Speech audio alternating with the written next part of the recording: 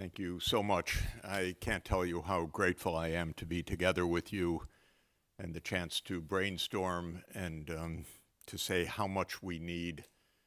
We need Europe to be a clear and true voice for peace. It isn't right now. It's neither clear nor does it speak about peace very much. But it's perhaps the most singularly important missing voice in the world. So anything that our meeting today can do to help Europe find that voice, which we know was foundational for the European Union and was the great lesson of World War II. To find that voice again is essential for the world. Europe's voice is making no sense right now, unfortunately.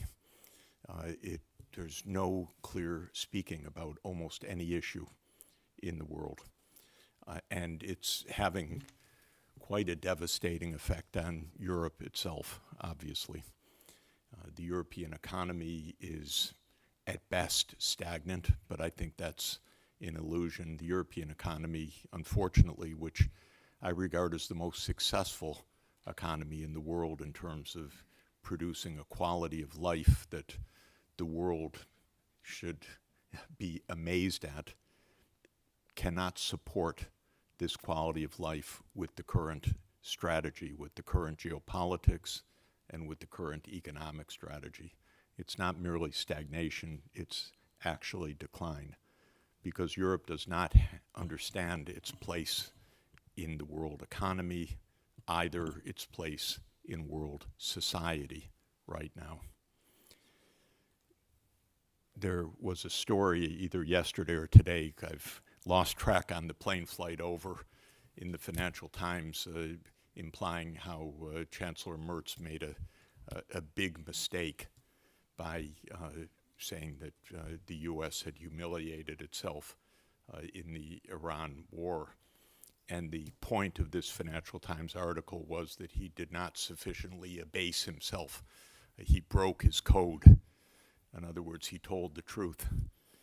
And he was more or less castigated by many of the commentators from all the think tanks around. How did he do this? And this is what is very sad. We're not able either even to distinguish the truth, and if by accident it gets spoken, it gets criticized for having been spoken. At least Donald Trump did a favor for you. He took 5,000 troops out of Germany.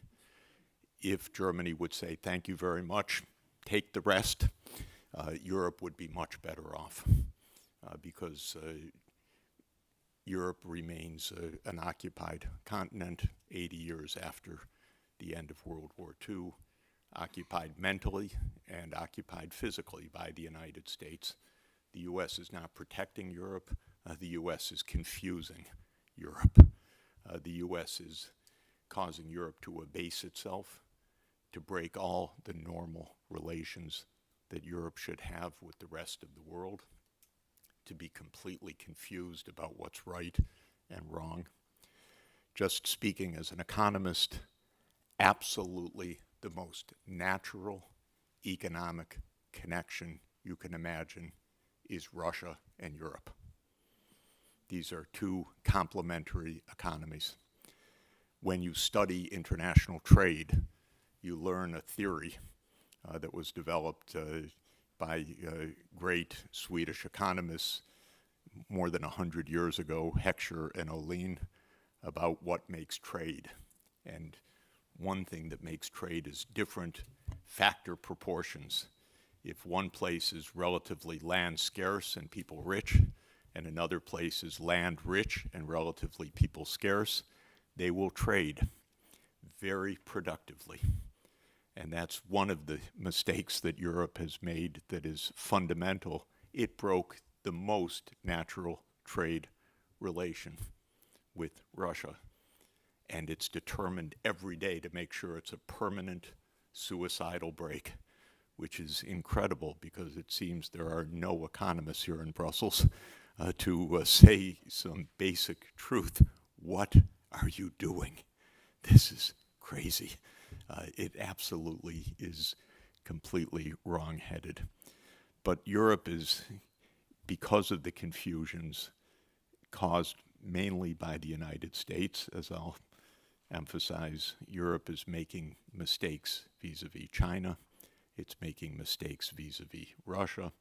It is making profound mistakes in the Middle East, where this war of aggression by the United States and Israel against Iran, when Iran was doing nothing but trying to negotiate for the last 15 years, begging to negotiate, signing agreements, coming back to negotiate only to be killed by the Israelis and the Americans when they sat down to negotiate. And I mean that literally, not figuratively, on many occasions. Europe can't even tell what side is the right side. President Costa today, I just saw tweeted that Iran must negotiate.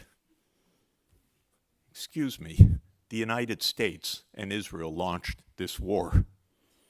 A pure, sheer, illegal, vulgar, disgusting, failed, violent war of aggression. Period. It's simple. It's not even complicated. And yet, Europe can't find the words to say the truth. Just a vignette, and then I will get to substance. When Iran was attacked on February 28th, there was an emergency Security Council meeting, a UN Security Council meeting.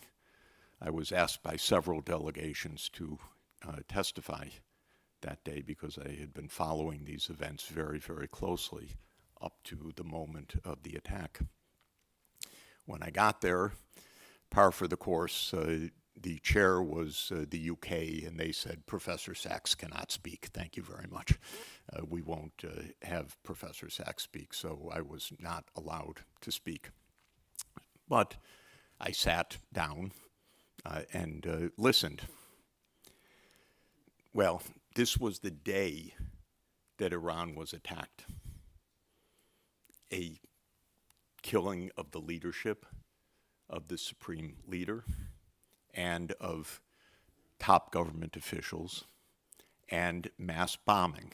That was what had happened that day. And as we know, Iran then struck back that day at US military bases in the Gulf. So I get there, and the chairman starts the meeting, the UK, and he calls on the Bahraini ambassador first. And the Bahraini ambassador's first words are, "We're here because of an unprovoked attack by Iran on my country." I thought, that's really interesting language.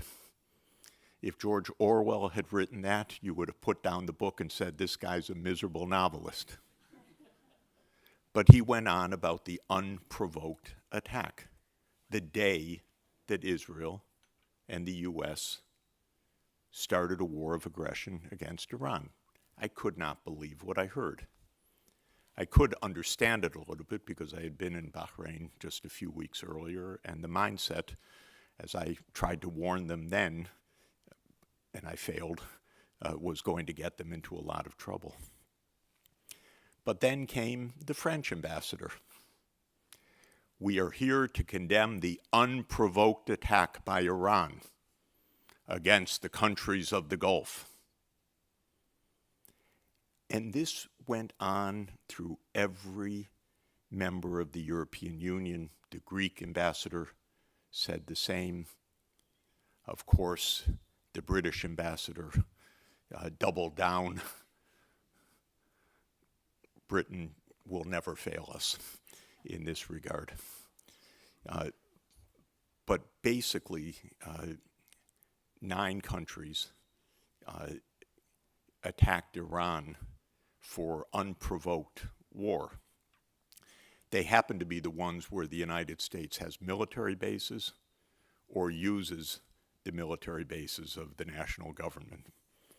So they're basically occupied or semi-occupied countries. But I raise this because this is the level of our discourse right now. This was the UN Security Council. This is our highest hope that we don't end up in nuclear Armageddon. And they could not utter a sentence of truth. And of course, fundamentally, everyone was catering to our president, to Donald Trump. I don't know if any one of them believed any word that they said, hard to know, because it does become inculcated, or it becomes a second nature, as Aristotle taught us. Your habit becomes your character. So I don't really know what they think, but it's all directed to the United States, and essentially all to avoid Chancellor Merz's blunder of telling the truth. The only time I've seen Europe behave differently is when Denmark was about to be attacked in Greenland. And then Europe slightly raised its head above the parapet to say, please don't attack us, Daddy. And that was the only time. This will not do. We will not survive if we can't tell the difference out loud of naked aggression and not. And we're not telling the truth right now. And of course, Europe is getting more and more distant from that, even sanctioning people who try to tell the truth, which is something absolutely stunning, unbelievable, unimaginable for me. I always knew my country was slightly crazy. It's gone crazier, for sure. I'll try to explain why. But I always thought that the world of Monet and Schumann and Jacques Delors, who I was privileged to know when I was a little boy, and Romano Prodi, and many great leaders that I've gotten to know personally, would stand up and say, no, that's not right. This is what's right. And that we have lost right now. And the point I want to make is this is so dangerous for the world not to have Europe's voice, but how dangerous it is for Europe itself, even on the most nitty-gritty level, because Europe will sink the way that it's going by following the United States, which is in a dreadful, dreadful state of economic and political decay, especially political. Our system is corrupted, it's broken. We have put in place someone obviously utterly incompetent and mentally ill, and yet to this moment you're following along as if this is the real show. If you'll let me step back just for a few minutes of a little bit of broader analysis, very general, and then to try to come to the current specific issues. The most fundamental thing that is happening in the world economically is the recovery of Asia on the world scene. And that's part of an even more general process, which is the essentially catching up economically and technologically of the non-Western world. So there's a deep process that's underway at the scale of decades or even generations. And that process is essentially the following. For around 200 years, from 1750 to 1950, the Western world dominated the world. And it dominated the world economically, technologically, militarily, financially, and geopolitically. Any dimension you could look at, Europe, and then later in the period, the United States dominated the world scene. Of course, it started really with Britain and with industrialization. The single most important invention of modern history was the steam engine. It made the British Empire in its full 19th century glory. It made industrialization. Of course, it was followed by the inventions of Mr. Daimler and Benz, which made industrialization across Europe. But by the end of the 19th century, Europe had imperialized Africa and almost all of Asia. And the United States had finished its imperialization of North America, which was a lot of genocides and a lot of wars to do that. Something not to be taken for granted. It wasn't quite manifest destiny. It was a vicious genocidal conquest of native populations. But by 1890, that was completed, and then the U.S. went out to create its own international transoceanic empires, starting with Hawaii and then the Philippines and Puerto Rico and Cuba. This dominance was extraordinary, and it probably would have lasted another couple of centuries, because the way empire works is not only do you extract all the resources, but you make sure that your colonies don't develop. They remain uneducated.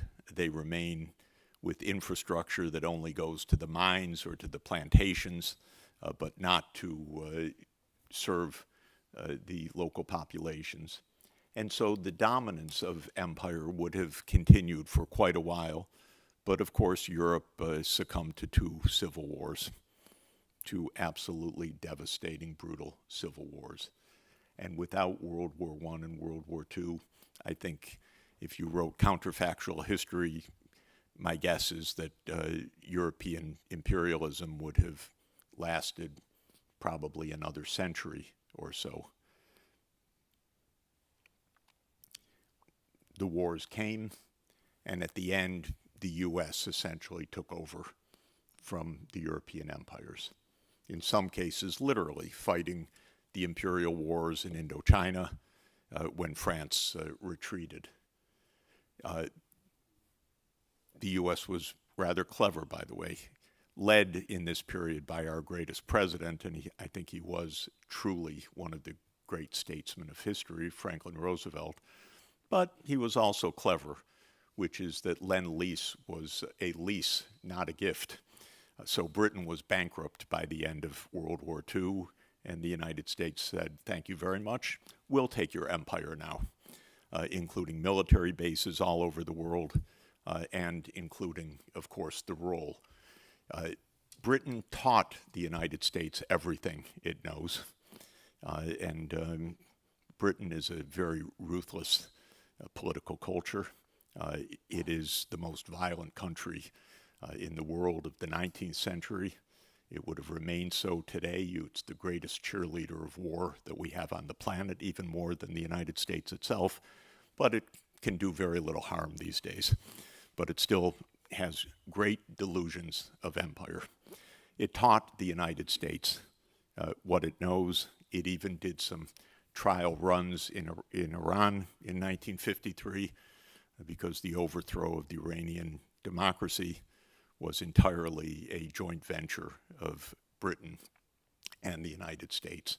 So that was the CIA's early training in how to take over the British imperial style.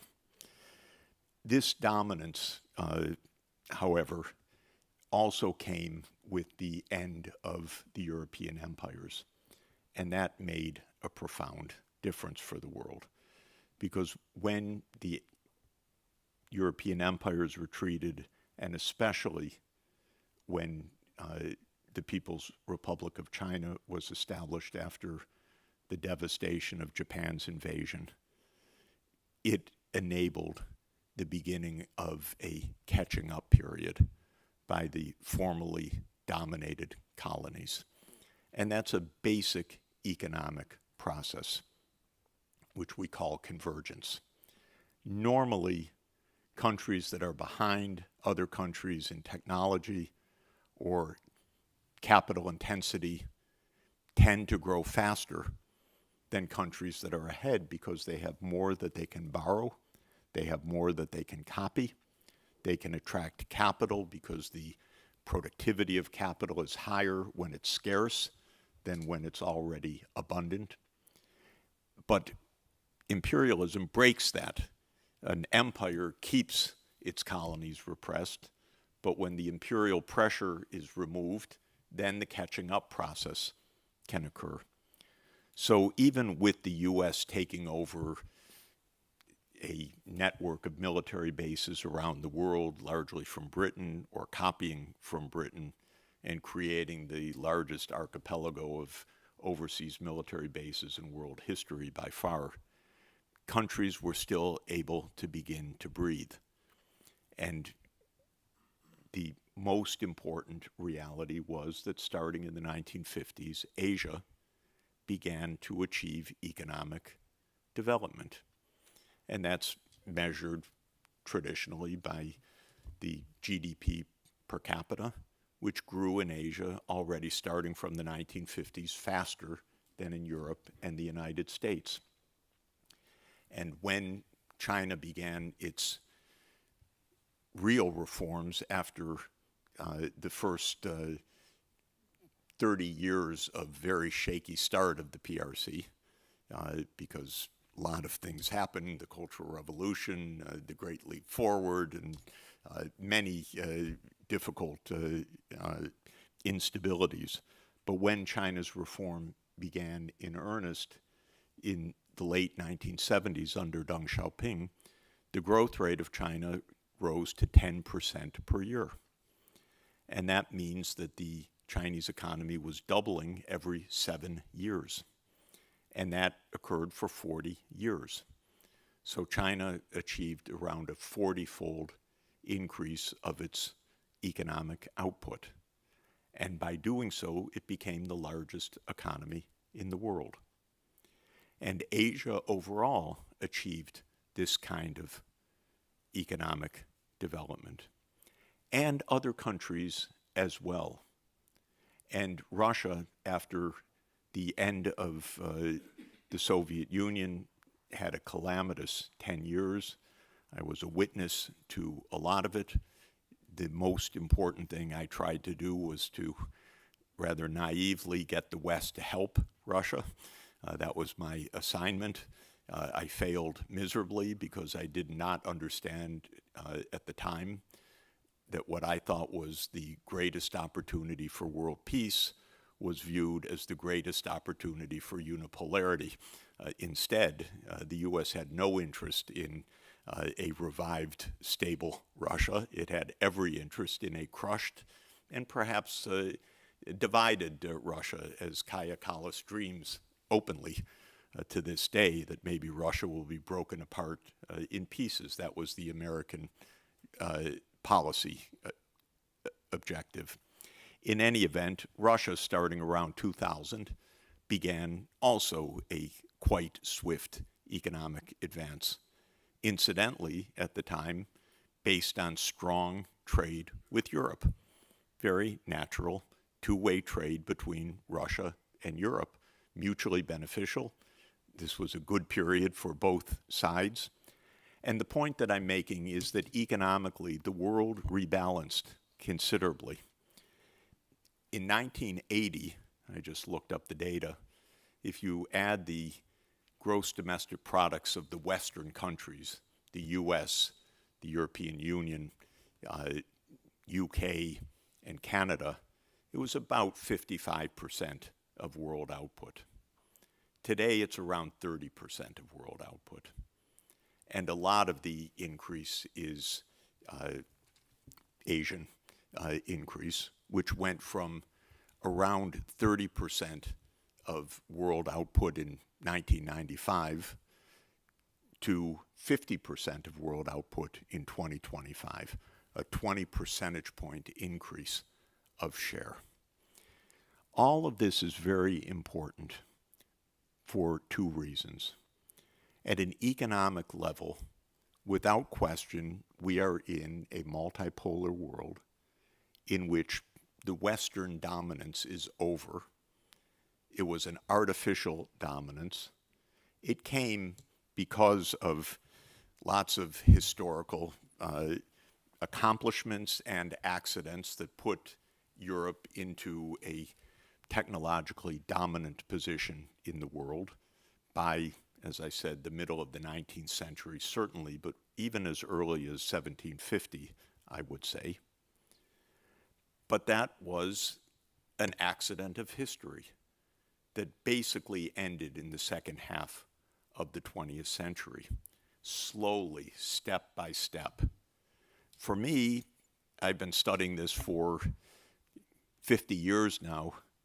This is just the normal thing that you study, economic convergence. I'm a development economist, so this has been on my radar screen for 50 years. No surprises. Really no surprises. I wrote a book in 1997 for the Asian Development Bank where I said that between 1995 and 2025, Asia's share of world GDP would rise by 20 percentage points. I happened to hit it exactly to the percentage point by accident. But the point is, looking in the mid-1990s, you could project this. For the politicians in Europe and the United States, though, this was not something expected. By 1992, the United States knew we're alone in the world. We're the sole superpower. We won. We're the greatest colossus that ever strode the planet. We're Rome 10 times over. They believe this. They're ignorant, by the way. I know them personally. Some of them have been my students, but they didn't do well, or they forgot what they learned in my classes. And there is a naivete, I have to say, in the political class about economics. We own all the goods. We have the choke points. We're in charge. They're just stealing. Whatever cliche one wants. The idea is we're great, and therefore we're on top. And because we're great, we're going to stay on top. And so the idea in the United States and in Europe, made by the United States, I would say, is that the Western world dominated and would continue to dominate. Russia was a nuisance, a third-rate power, a gas station with nuclear weapons, as the joke and the cliche and the stupidity was endlessly repeated. China assembles our toys and our products and our fabrics, but nothing to worry about. We are the unipolar power. We are the indispensable nation. And that is what brings us to our world today.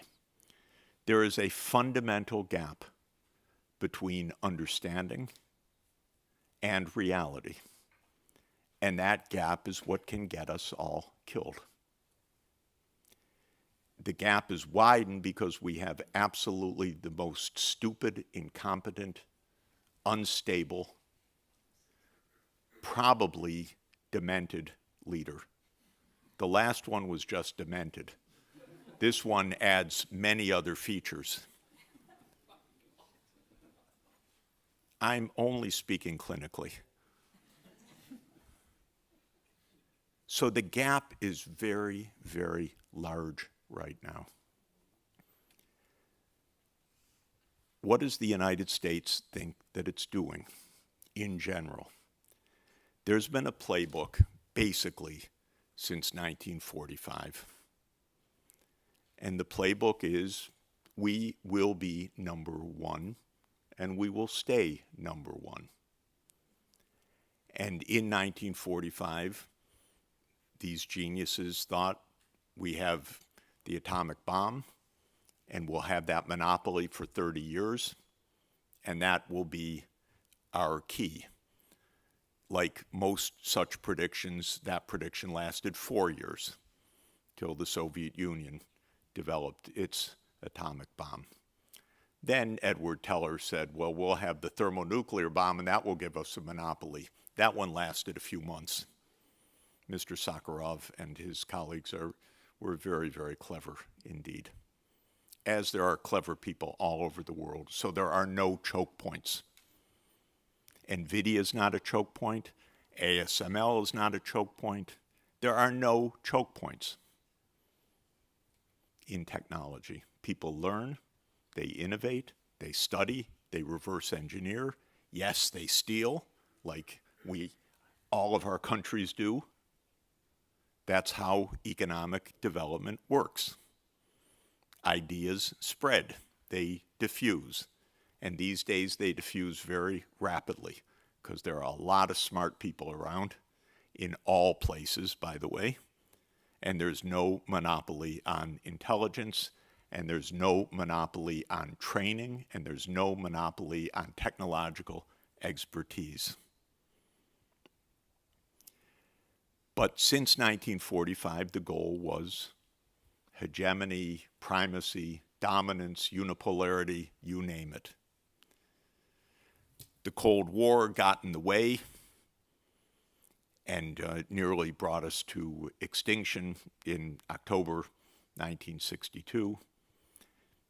It's really, by the way, an episode everybody should understand completely, because the most important point of the episode, three important points. There were two very human leaders on both sides, Kennedy and Khrushchev. They saved the world, number one. Number two, they communicated with each other. Without the back channel communications, the world would have ended. And the third point to understand is that after Kennedy and Khrushchev agreed to end the crisis, the world almost ended when a captain of a disabled Soviet submarine ordered the launch of a nuclear-tipped torpedo, which under U.S. military doctrine would have led to the full response of the U.S. nuclear arsenal, led by a true psychopath named Curtis LeMay, who was itching for a nuclear first strike.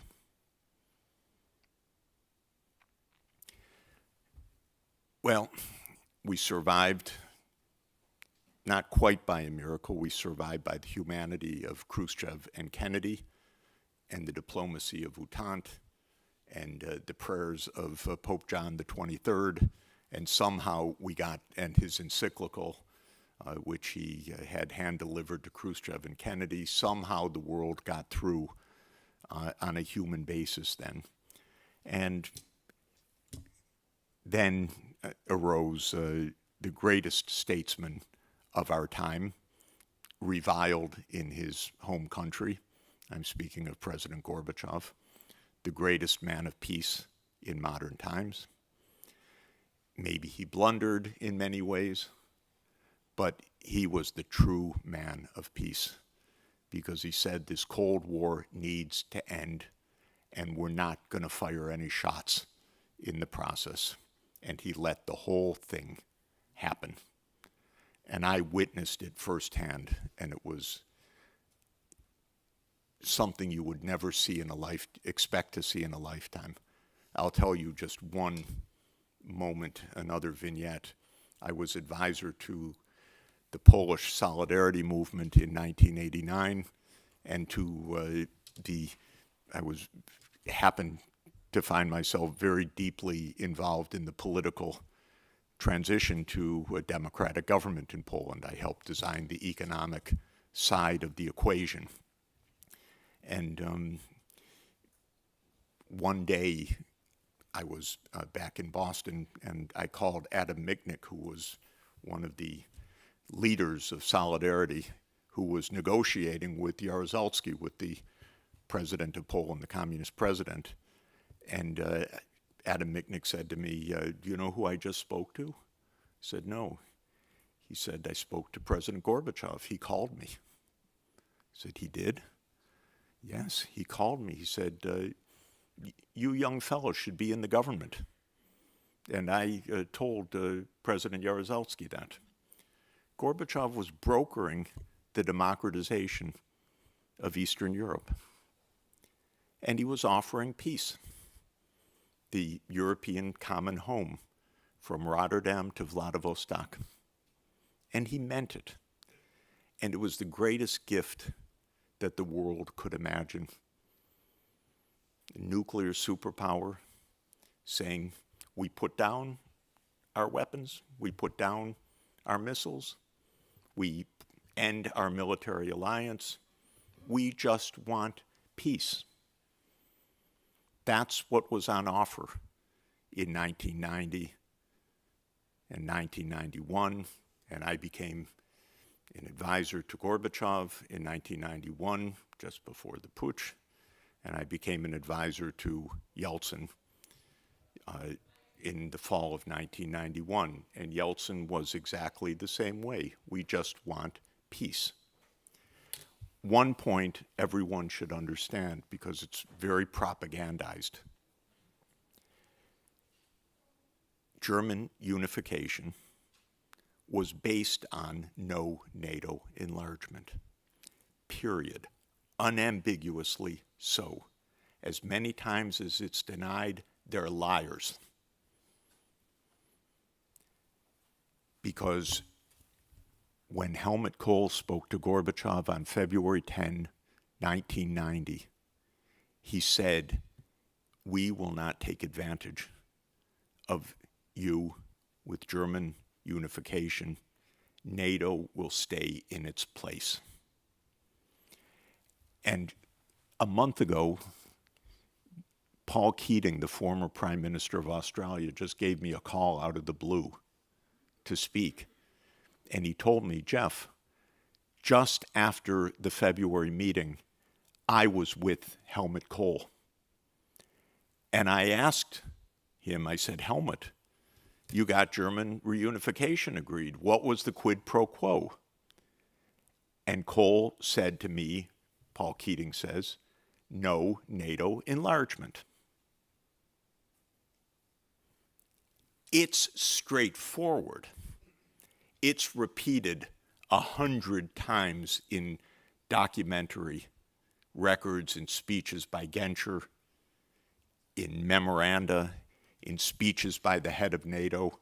It's only absolutely the lying of the United States and Europe which denies this most basic fact.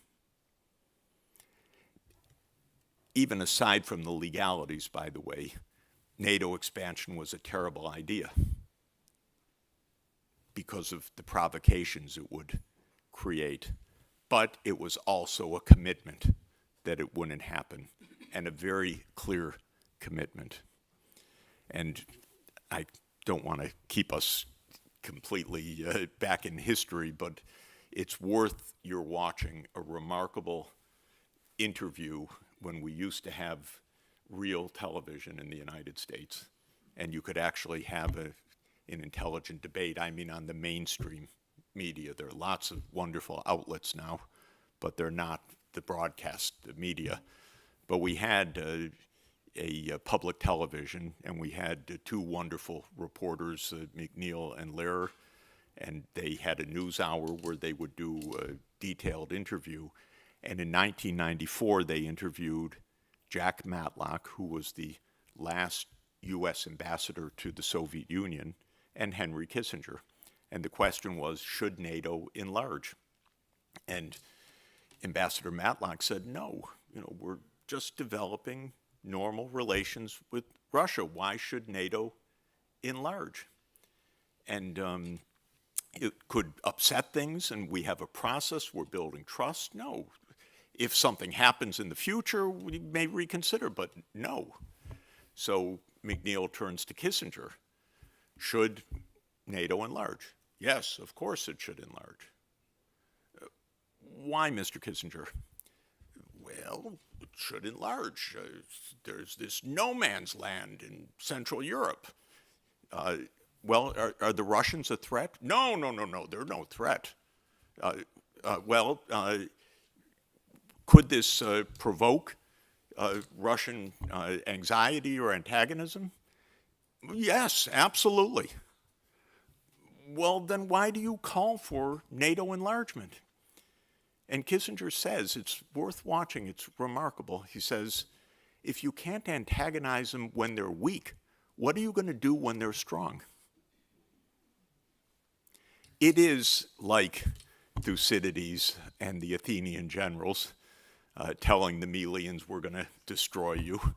The arrogance of it, the stunning imbecility of it, frankly. The man was very clever in many ways, but that's about the most stupid sentence I know in modern diplomacy. But the point is, ladies and gentlemen, we were interested in winning, in dominance, in putting our pieces on all the board. We were not interested in peace. We were not interested in mutual respect. We were not interested in following our word at all. We were the sole superpower. And Europe got the idea, that's great. We're part of the team. This is good. I was the most enthusiastic champion you can imagine for European enlargement, by the way. And when I wrote the first plan for Poland at the instruction of Mr. Jacek Kuron, who was one of the Solidarity leaders and became the first Minister of Labor of Democratic Poland, he said to me, Mr. Sachs, I don't know economics, you just write anything you want. But the first sentence is, this plan is for Poland's return to Europe. He just wrote the first sentence of the document. And I believed it completely. My document said in 5 years, Poland will join the European community at the time. So this was the idea that we're going to just make Europe expand. But I thought it was going to expand all the way to Vladivostok, frankly. Not that it was going to make a new wall 1,000 kilometers to the east. Where did that idea come from? That idea came from unipolarity. The idea was break Russia. As clear as can be, that was the idea from the beginning. And the U.S. has a good habit of saying these things out loud if you look in the right places. So this was said by Zbigniew Brzezinski. It was written in his book in 1997, The Grand Chessboard, and it was written in his article, A Grand Strategy for Eurasia, in Foreign Affairs magazine in 1997. Both worth reading. In 1997, he gives the timetable for Ukraine's accession to NATO in 1997, saying it will be between 2005 and 2010. So that was the plan. And Brzezinski openly said, Russia, maybe it will become a confederation of 3 parts. There will be a European Russia, there will be a Siberian Russia, there'll be a Far East Russia, in a weak confederation. The dream. Then the United States dominates Eurasia. That was the explicit point of the book in 1997. And Europe became part of this exciting story. Expansion for Europe became important, but the naivete of Europe in this, frankly, is amazing to me, because this is such a clear agenda. And what Europe got out of going into war with Russia is mind-bogglingly wrong-headed and mistaken that it would fall into such a trap. The Europe that invented Ostpolitik, the Europe that understood that the continent should come together, the Europe that made the Helsinki Final Act, lost everything because now the American hegemon, our daddy, is going to take care of everything. And that's how you got into the Ukraine war. The US played this game. My current colleague at Columbia University, just as a measure of what's happened to our universities, is Victoria Nuland. She handed out the cookies and the billions of dollars for the overthrow of the Ukrainian government. By the way, I'm accused of many things about Ukraine, but I advised the Ukrainian government in 1993-94, President Leonid Kuchma, and I have tried my best to help Ukraine all this period. But the main thing I told them was stay neutral. Look at the map. And how many dozens of times did I repeat Henry Kissinger's adage that to be an enemy of the United States is dangerous, but to be a friend is fatal. And that's Europe right now. Europe's a friend of the United States. The US is not a friend of Europe, by the way. And it hasn't been a friend of Europe all along, for decades. The US was intent on making sure that Germany and Russia would never form a strong economic bond or political bond, because the economic connection of Germany and Russia is the most perfect economic connection imaginable. I dreamt of it in 1991, believe me, when I was advising both Gorbachev and Yeltsin and explaining how Russian industry was going to be retooled, and it was going to be retooled with the best engineering in the world, which is German engineering, and how this is going to be mutually beneficial. And of course, the United States would be horrified at that kind of idea. We're trying to break Russia. We're not trying to help Russia, much less for Europe and Russia to get together. So you were led into the most absurd, tragic, avoidable conflict. And to this day, you can't get one honest word out of the commission or your external affairs people. I can't even speak to Madam Callas. And just footnote, I advised her father, who was the governor of the Central Bank of Estonia. I designed their kroon.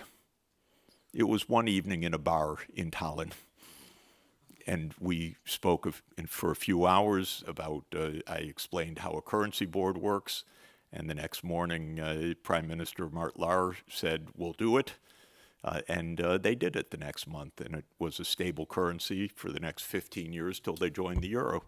It was a good evening. It was very productive.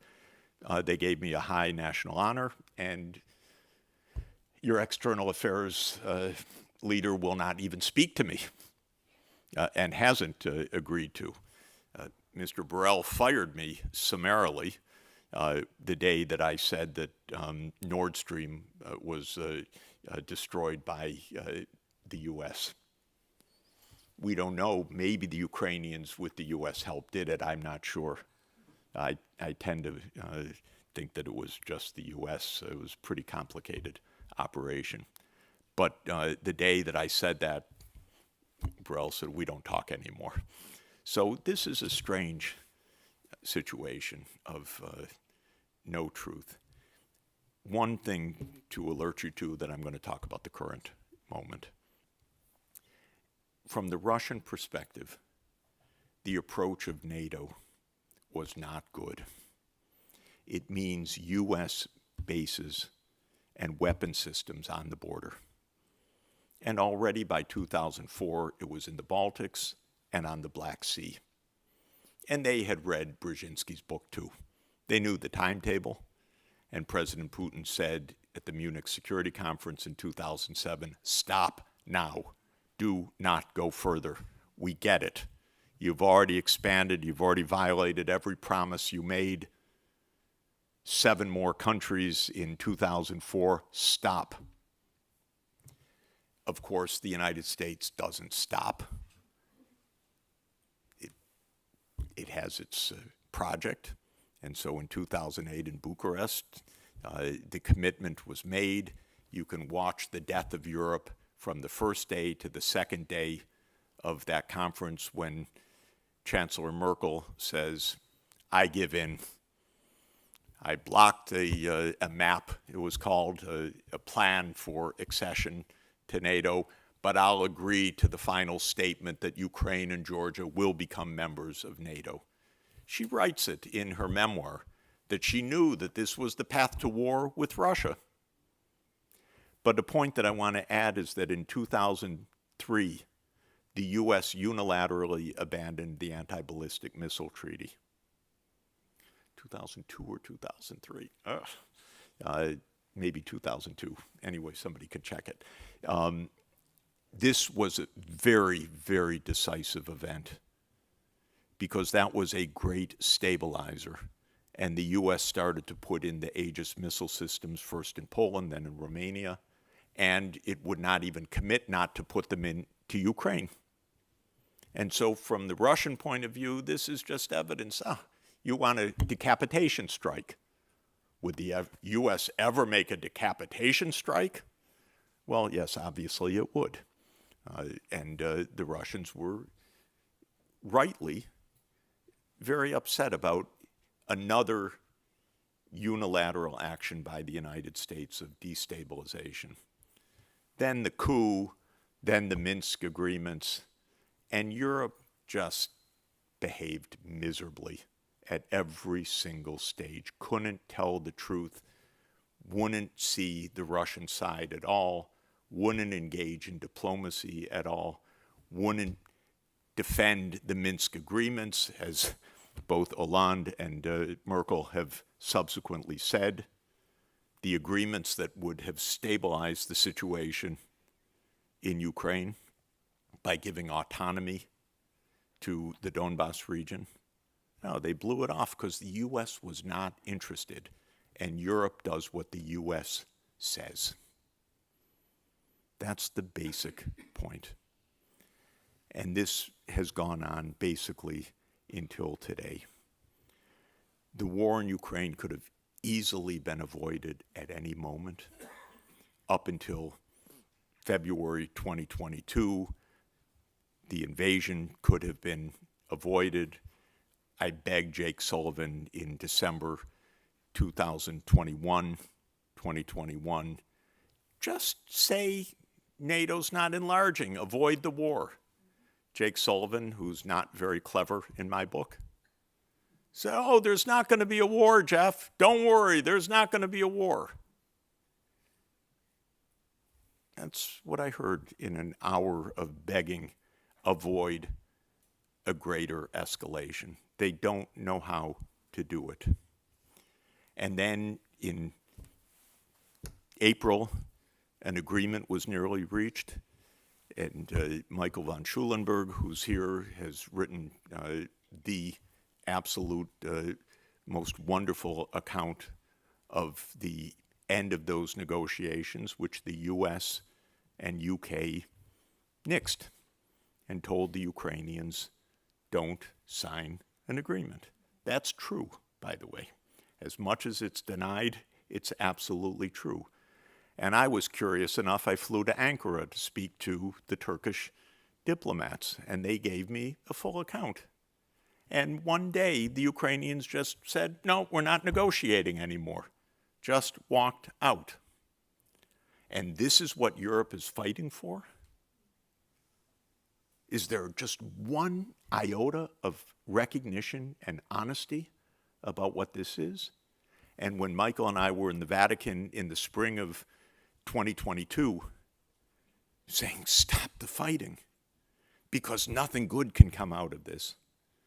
Well, the Ukrainian ambassador was furious, and all the Western ambassadors were furious that we were even there.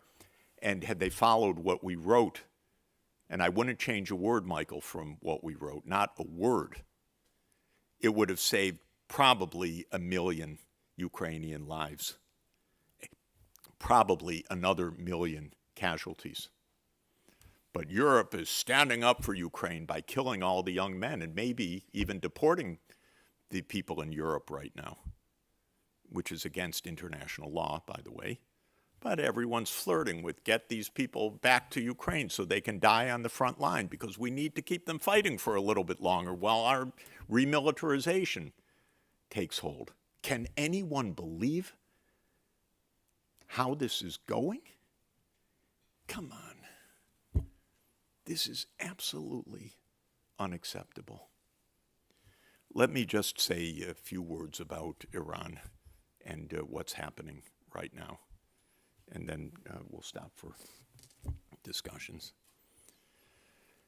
Iran is, like I just described in a summary fashion for Ukraine, a war that it's not even a war of choice. I call it a war of whim. There was no reason for this war at all. It was based, I think, if I try to understand it, on a completely, let us say, failed plan of Mossad, that there would be a decapitation and an Iranian leader would arise that would say, "Daddy, I love you. Thank you for killing the supreme leader. We're so grateful. Now we're free and we hand over our sovereignty to you, Israel and the United States." That seems to have been the scenario. Very plausible, by the way.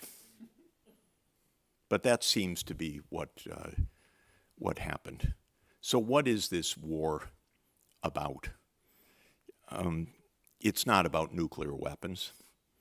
If you were interested in nuclear weapons, you probably would not kill the religious leader who for 30 years said, "Don't have nuclear weapons." You probably wouldn't start by killing that person. You probably would not have ripped up the agreement that was signed in 2015 and that was unanimously adopted by the UN Security Council and rip it up in 2018 if you were interested in Iran not having nuclear weapons at a time when Iran was scrupulously keeping to the below 3% enrichment and in which there was full monitoring by the International Atomic Energy Agency. So what is this war about? Well, the most important point is that the day that the war started, Benjamin Netanyahu, who is the world's leading war criminal in a literal sense, tweeted that this is his dream of the last 40 years. And I had to apologize because I had given dozens of speeches saying that he had wanted this war for 30 years. I was mistaken because I had not tracked his period before becoming prime minister. So I didn't realize it was his dream, even as he was aspiring to become prime minister. But I did know that from 1996 onward, very explicitly, this was his idea. Israel wants military hegemony in Western Asia. This is simple.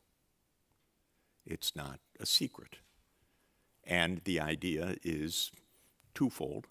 One, greater Israel with unknown borders, but perhaps stretching from the great river of Egypt to the great river of Mesopotamia, according to Genesis chapter 15, verse 18, which some American officials seem to believe is international law.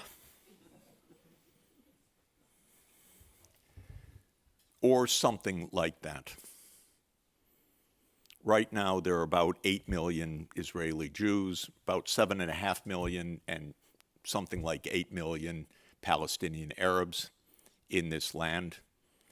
But the idea is that the Jews should not only own all that land, the Israeli Jews should not only own all that land, but at least a piece of Syria, at least a piece of Lebanon, and who knows what else, because the borders were defined in Genesis, according to Ambassador Mike Huckabee.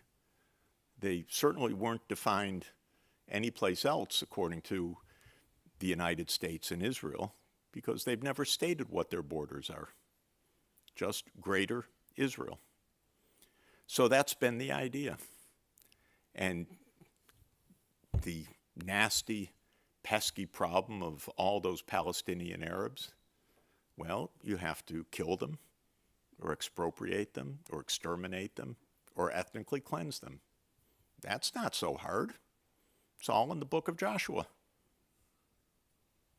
So, Joshua's our hero. Why don't we do that? And that's the dream. And then Netanyahu realized in 1996, and he wrote it in a document with his advisors called Clean Break, that this would create resistance, that governments around the Middle East would not like the extermination or expulsion or ethnic cleansing or apartheid state of the Palestinian people. Some may stand up to it. And the UN General Assembly repeatedly declared that armed struggle is legitimate in the face of the denial of political self-determination. Legitimate, by the way. That's UN General Assembly voting almost every year, back in the 1980s, back in the 1990s. So Netanyahu knew this is going to mean war. We're going to have to overthrow a lot of governments to get our way. And we know that the list was 7 countries that was promulgated in 2001, right after 9/11, or probably well before 9/11. We don't understand that event exactly either. But just to say that 7 wars to be fought in 5 years was given to General Wesley Clark, who had been Supreme Commander of NATO forces in Europe under Bill Clinton. And he looked at the list. He said, oh, whoa, yeah, we're going to do this. Where'd that come from? Well, it came from on high, he was told. And the list was Libya, Sudan, Somalia, Lebanon, Syria, Iraq, and Iran. They left off Yemen. But they listed the wars. Iran was the big one to come. But they decided they would start with Iraq because politically it was the most sellable. Then they had to figure out, how do you sell this war, this Iraq war? So they did focus groups in the Pentagon in the fall of 2002. A guy named Abe Shulsky, believe it or not, working with Mr. Doug Feith and Paul Wolfowitz. What a cast. Hollywood could not cast these villains. And they decided that weapons of mass destruction would be the great sell. So that was not a misunderstanding.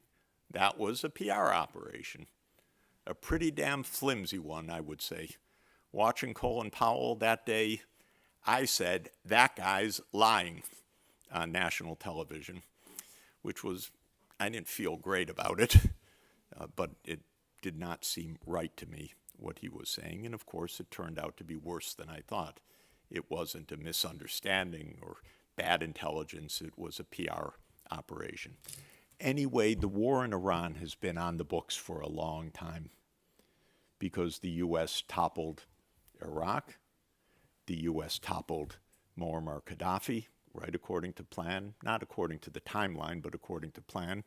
Israel played a major role in breaking Sudan in two. Did you know that?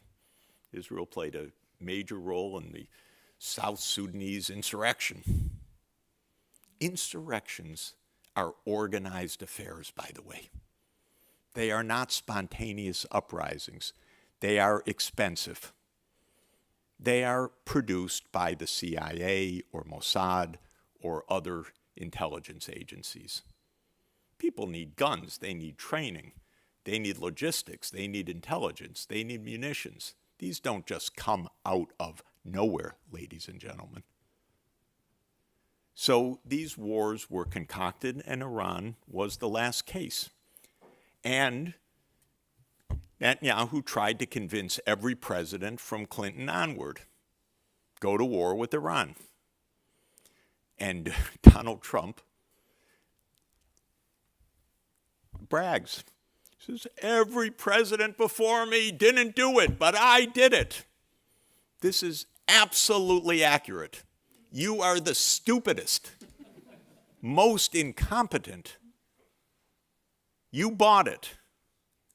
And apparently in the room, when Netanyahu and the head of Mossad were pitching this to Trump, people were smirking in the room. And that's even of Trump's sycophants, who are not the great geniuses of our society. They knew. Farcical. Unlikely. But apparently what they had in mind was a one-day operation. This is the best I can think of it. Trump decapitated the government of Venezuela. It seems like it was partly an inside job in Venezuela. So it was insiders and Trump, and they took one person away, and the regime basically stayed, but it became pro-US. And it seems that that was the model for Iran. And lo and behold, it didn't happen. And since then, they don't know what to do. It's easy what to do. The first principle of rationality. When you're in a hole, stop digging. It's simple. You go home. There's nothing more to do. Just go home. What, Iran's going to invade the Gulf? I don't think so.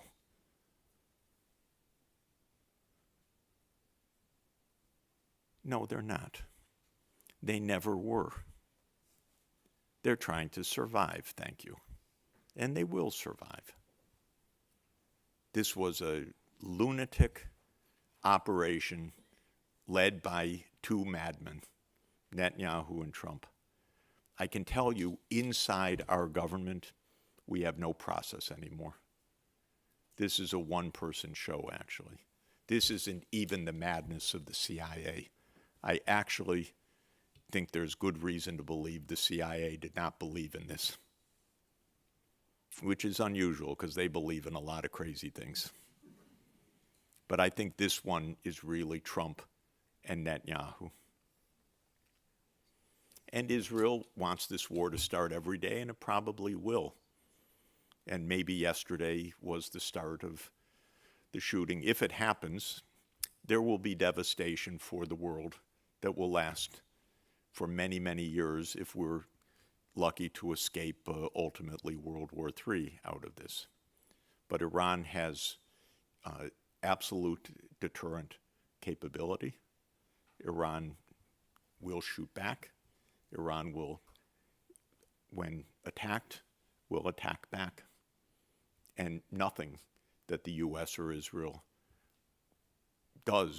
will do, can stop that. And that's the basic fact. So it's actually also not complicated. Your plan didn't work, go home. Why European leaders can't see this beats the hell out of me. Why does President Costa write what he wrote today? Why can't Europe say, this was a dumb idea? Stop. They do kind of. We have to give enormous credit to President Sanchez because he spoke clearly and honestly. And this is a great, great tribute. But in Brussels, not a word. In NATO, God forbid. So this is where we are. You're being very, very poorly led right now. first led by the United States, which is in a complete state of confusion and delusion, and you're breaking apart your economy and risking this society. Thank you very much.